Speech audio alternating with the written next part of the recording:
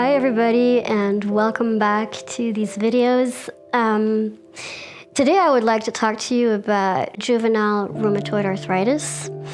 So this is basically like a kid's rheumatism. The rheumatism started with one toe, and then afterwards it spread out throughout my entire body. So each joint is polluted by arthritis.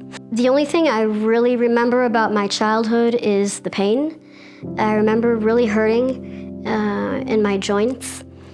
And obviously, I also remember that I had to go through a lot of physiotherapy. I had an occupational therapist as well. I remember I had to wear splints on my hands and on my legs to reduce the deformation that this sickness can produce. And also try to maintain the mobility because I got stiffer by the years because of the inflammation. This was also a phase where I used to sleep in the same room as my big sister, and she would tell me, or she told me later on, that there were nights where she would have to go sleep someplace else because I would just wake up crying and screaming because of the pain. I had my real first big operation when I was about 8 or 9 years old to try to reduce the destructive process of the arthritis. The rheumatism's inflammation calmed down, I think, when I approached my teen years, mainly thanks to treatments and God's answers to our prayers.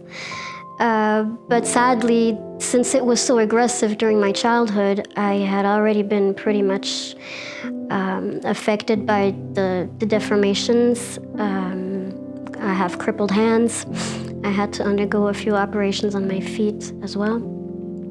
When I was about 21 or 22 of age, so this is really later on,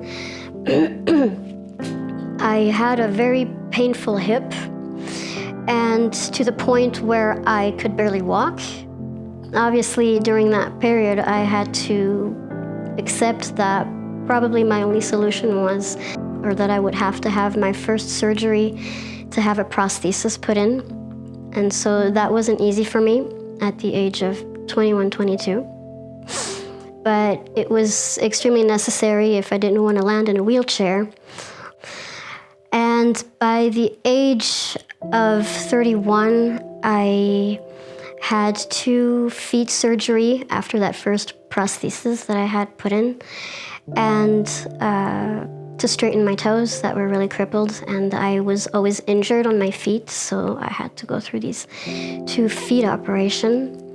And then after that, I had 2 knee prostheses put in, and they literally changed my life. The pain was gone, the limitations were less severe as before, and I was able to walk normally again. So as you can see, I had surgery quite a few times during my life.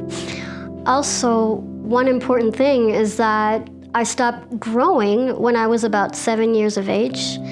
We're not really sure why. Maybe my body stopped producing growth hormones, we don't know. But voila, I'm 33 years old and I'm as tall as a 7-year-old. What's sure is that we've tried giving me growth hormones, but it never worked because my body just violently rejected them. And so we just stopped trying with the growth hormones. And so I stayed small. All of these things happened while I was trying to live as normal of a life as possible. So I went to school, and then I went to college, and then after that I studied in university.